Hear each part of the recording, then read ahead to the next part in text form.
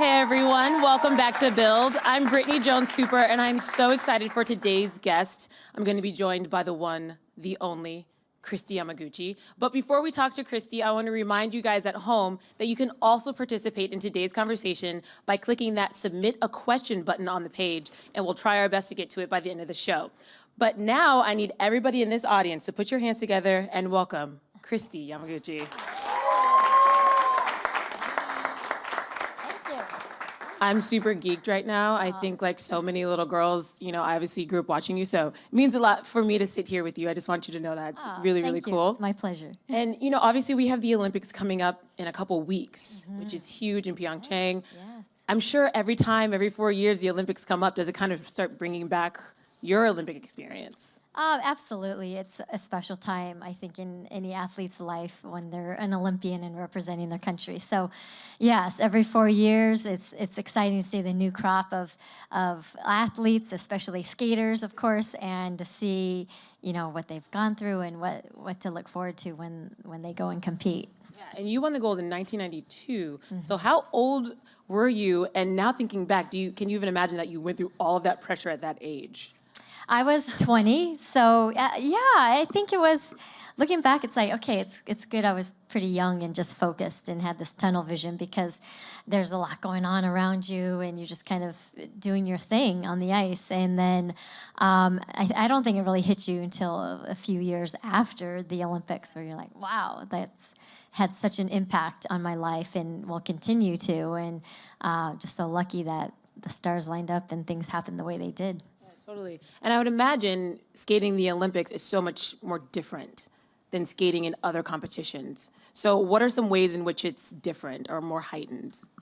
Well, people ask, like, what are some of your highlights or fondest memories of the Olympics? And of course, winning the gold in the medal ceremony and everything, but also the opening ceremonies because you're walking in for the first time as Team USA, and you're not just with figure skaters, you're with the bobsledders and the skiers, the speed skaters, and the hockey team. So you really feel this collective group and this special group that you're a part of, and everyone's so patriotic and excited to represent their country. So that is, you know, I think that's what separates the Olympics, and it really is about the world coming together in peace, and aside from political differences, and that camaraderie of sport and fair play. Yeah. It is always a reminder of that there is something bigger happening than just our little world of politics and all of that.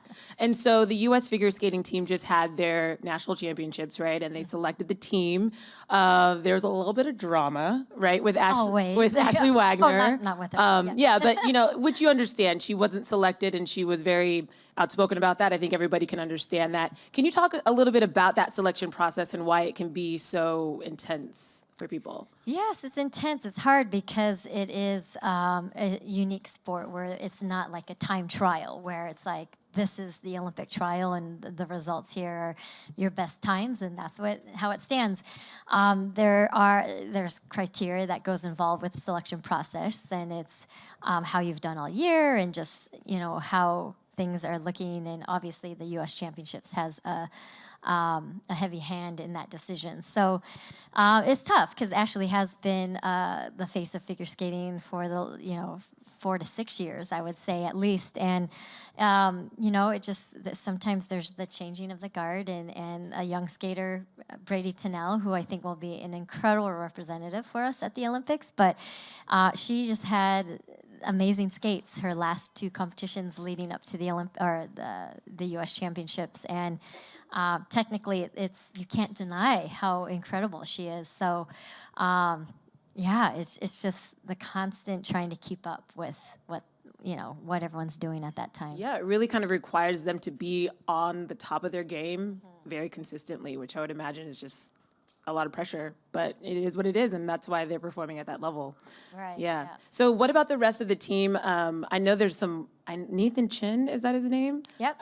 Are you as excited as I am? I'm like, I feel like he's going to take the gold. What do you think? Yes. No, it's exciting because Nathan has really pushed the boundaries of men's figure skating and has really changed the game in that sport by incorporating so many quadruple jumps in one program. And you know, he's just a phenom, I would say. Just I remember him 6 years ago when he was just this tiny little thing. And back then, Brian Boitano and I looked at each other and we were laughing. We're like, how is this even possible that this young kid is doing what he's doing? And we knew to keep our eye on him. And sure enough, here he is leading the U.S. team into the Olympics with a legitimate chance for a gold medal. So yes, so lots of, you know. Have you guys seen this guy do quads? I mean, he almost levitates. It levitates, and it's not just that. It's, you know, when you do 7 triples in a program, it's taxing and exhausting, and, you know, by the end of the program, you're spent, and he's doing quads like they're triples, and barely breathing at the end of his routine. So he's just a hard worker. He, I think, prides himself of, you know, pushing the boundaries and like just getting better and better. So yeah, so it'll be exciting to see how he does. And then on the women's side, I know we have Karen Chen going, and you're a mentor of hers, right? Yes. So what has it been like watching her reach this level and kind of get to fulfill her dreams like that? Oh yeah, I'm proud of her. You know, she's a Fremont, California girl, which is my hometown as well. So it's like, yay, Fremont represent again at the Olympics. And so I remember I've been with her or in her cheering corner since she was 12 years old, and she's just got a beautiful presence on the ice. She has incredible flexibility and expressiveness and artistry that comes across, as well as the technical side too. So, you know, dark horse for a podium, a medal, but I wouldn't rule it out. Yeah. Are any of the women maybe favored, or do we have one that's maybe the most likely to get on the podium? I think all 3 have an equal chance to get on the podium. Mirai Nagasu is making her Olympic presence once again 8 years later after her first appearance in 2010, and she is bringing the triple axel, which I don't think anyone else in the competition will be attempting. So if she lands that along with the rest of her program being intact, she can definitely be a threat for a medal. And Brady Tennell, I mean, she was a medalist at Skate America, a very big competition there, and who knows? I mean, consistency and anything really can happen at the Olympics. There's a lot of pressure on those established girls, so we'll see. Can I ask kind of a dumb question? I've been watching figure skating my entire life, and I don't quite know the difference between an axel and a flip and a sow cow. Is it just like how the blade takes off, or what? Yeah. Is there like a simple explanation for that? Yes. Okay. So the rotation and the landing is the exact same on all the jumps. Right. I mean, obviously a triple has 3 rotations versus a double has 2, a quad has 4.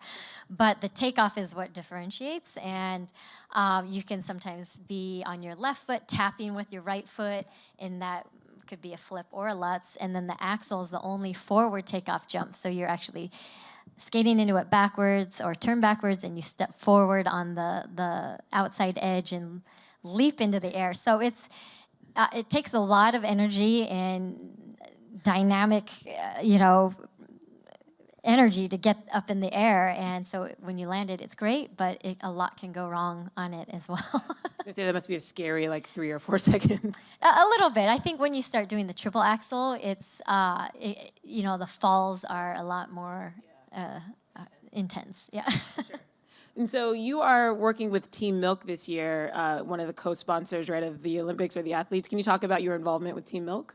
Yes, so part of the Milk Life campaign, I'm on Team Milk along with some other Olympic gold medal athletes, and you know, they are a U.S. Olympic sponsor. So going into the Olympics, it's just getting the word out, talking about it, and saying, hey, you know, 9 out of 10 U.S. Olympians and Paralympians drank milk growing up, and personally for me, there was milk on the table at every dinner, and my parents are like, you're not leaving until your milk is gone, and in for breakfast. And, you know, my main meal in the morning before I went out to train was a bowl of cereal. So it's super fitting to be a part of this, and to, you know, I'm glad that they are supporting these Olympic athletes. Is that why I never made it to the Olympics? Because I'm lactose intolerant?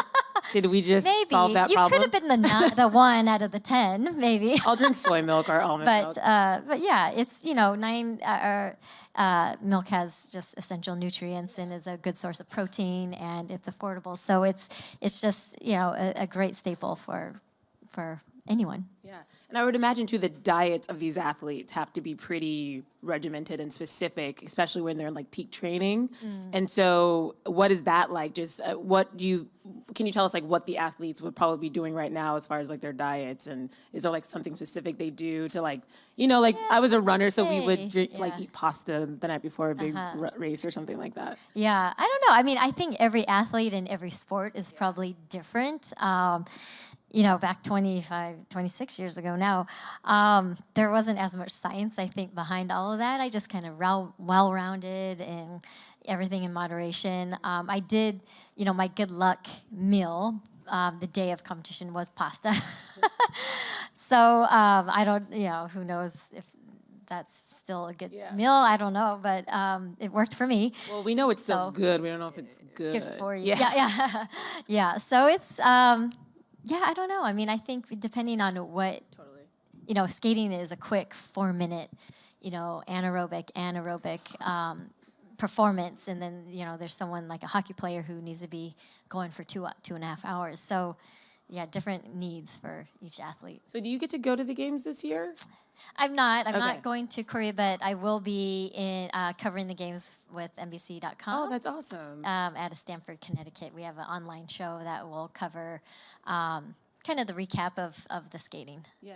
And are you a big fan of any of the other sports in the Winter Olympics? Yes. So always, I love watching the speed skating, not just because it's an ice thing, but I think I'm just amazed at how fast they really go.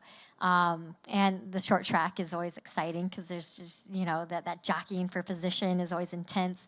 And the skiing events, the downhill, and some of the new events are so fun. Like there's so many new events. Slope style skiing and the slope style snowboarding as well as and the free skiing.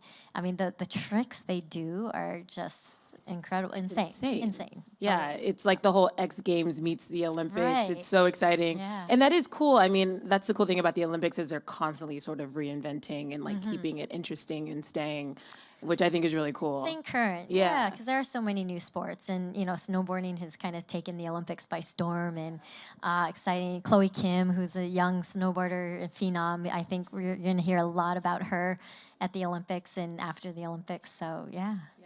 So I know, we've obviously been inundated this week with all of the headlines with U.S. gymnastics and the horrible abuse scandal. And we have this whole movement, too, with Me Too and women. And it just made me think, having you here today, figure skating, you start really young, you're on the road a lot, all of those things. So what are some things that you think parents, coaches, organizations can do to kind of better protect our young female athletes and male athletes and just make sure that they don't have to worry about this stuff and they can really focus on their sport? Yes. And figure skating is maybe a unique sport because your parent is very involved because it's not like a team sport where you're traveling together and all of that. My mom personally took me to the rink every day, and she was my travel companion whenever we went. So, you're not always going to have that close of a relationship while your child's involved in something, but, just having that open communication with them. And being a mom myself now, talking to my daughters, it's just really trying to keep that dialogue open and constantly telling them, talk to me, there's safe people in your life to talk to. These are the people, your grandmother, your grandfather, your auntie, me, dad, and, giving them that opportunity to know that they're not going to be judged, they're not going to be in trouble, but just, if there's anything on their mind, just speak up. And, I think that's the one thing that's coming out of this is that women are finding their voice and speaking out. I think you hit it right on the money. I think for the first time, a lot of people feel proud in their voices. And if anything good comes out of all of that, I think that's where we're at. So that's really cool. And you have 2 little girls, right? So that's, what is your day-to-day like? Do you have to shuffle them to and from sports? Pretty much, yeah. Not, it's just the typical mom. It's get them off to school, make sure they have their lunch, and then pick them up. Our younger one skates, so she's at the rink 4 times a week after school. Pressure? I try not to give pressure. I have to hold myself back sometimes when she's skating and be like, okay, just do it again. Because she gets a little upset if I give her too much instruction. Right. It's overwhelming. But then, our older daughter has her own activities that she's involved with. So, yeah, keeping mostly busy being mom. Yeah. How old are they? 12 and 14. Oh, so you're like right in the sweet spot with the tweens and the tweens teenage. And some emotional ups and downs, but, some we'll angst. see. Yeah. Yes. And then you also do some work with the foundation, right?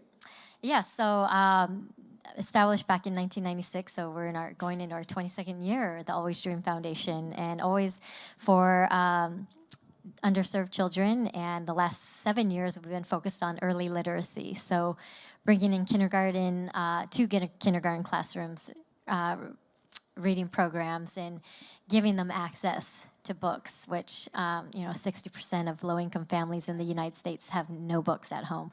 So we're trying to make a mark there.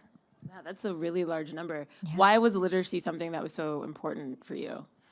Well, when we focused on the early literacy, it was my kids were 4 and 6, and we were reading book after book after book at bedtime, right? And I decided to write a book for them, and becoming a children's picture book author, and being exposed to kids at school and at libraries, and realizing how reading and literacy really is the building block, the foundation for a child's success in school and in life beyond. So yeah, there was a lot of work to do there, and we jumped right into it. Absolutely. I feel like I should go buy some books and give them out to people now. That's a really startling stat. I'm going to look that up. Yeah. And before we head on to audience questions, I was talking about the evolution of the Olympics and how we've seen them intro new sports and things like that. When it comes to figure skating, it stayed pretty much the same. The scoring has changed, right?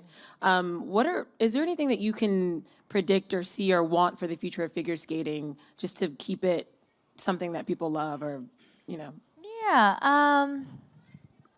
That's a good question. I usually get asked about what I think of the current judging system, and it's like, I think it's on the right course, and I think we're seeing some fun and interesting and exciting faces in figure skating right now, and it's getting the audience interested again. There's so many things now to be attracted to. So, having a judging system, I think people could understand and really relate to. I think it was fun in the old days, as they say, when the 6.0 system, and you see what the Russian judge gave, and the Japanese judge versus the American judge. So it was kind of fun, and I know there's talk of, kind of not going back, but just kind of revamping it so there is a little bit more audience participation, or at least, because I don't understand it. So it's hard to understand now unless you're really into getting into the protocols, and which the average fan isn't going to do. Yeah. Interesting. All right, so I think it's time to open up for questions. Who do we have in the audience? Hi. Oh, hello. It's great that you continue to be an ambassador of the sport you're so passionate about. If it wasn't ice skating, and if it was something else, what would it be, and what does your life look like that does not involve ice skating? Perhaps like a brunch with your girlfriends and things like that. If there wasn't ice skating, or just outside of skating? Both. Just both, okay. If I didn't skate, I loved dance growing up, so something in dance or the performing arts. I always said, maybe in Broadway, if I didn't have to sing. But I don't know, I think outside of skating, I just enjoy things that any other mom or woman likes: shopping and being with her girlfriends, spending time and with the family, and movies, stuff like that. We did see you on Dancing with the Stars, and you Yeah, so that was awesome. That was, that kind of fulfilled that urge to learn something new. Yeah, in kind of the dance world. Yeah, that would be really fun. Anybody else? What other issues, perhaps global issues outside sports and your foundation work, do you care deeply about, and do you have any other career inspirations? Other career inspirations. The work with my foundation with the early literacy really takes up away from my family. Apart from my family, that's probably the next activity in my life that I'm passionate about and I focus on. So, as far as internationally, I think it's just, hoping that we can get to a place where basic essentials are met for everyone, clean water and medication and things like that, where you can have a healthy family and provide for your family. But I personally don't do a lot of work in that because so much of my energy is focused on the literacy. Cool. And one last question. Hi, I was wondering what advice you would give to the next Olympians. You're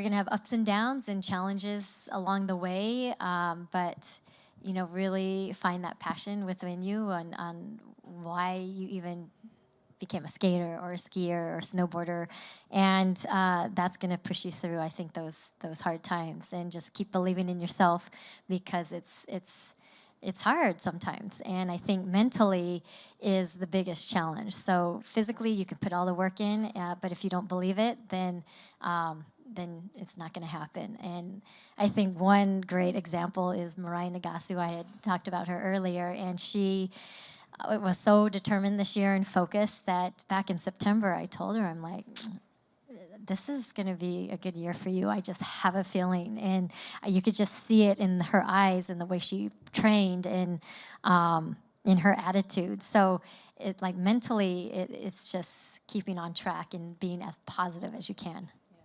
And she was the skater who the last Olympics, she actually she didn't make the team, right? She was the alternate. Yeah. And so she came back and worked really hard. So again, that's that mental perseverance. Yeah, she persevered. I mean, she had a couple tough years, I think, falling immediately after that, but, decided that she wasn't done. And that's hard. I mean, that's a huge commitment, but she did it. And I think, a lesson to so many people that perseverance and determination mean a lot.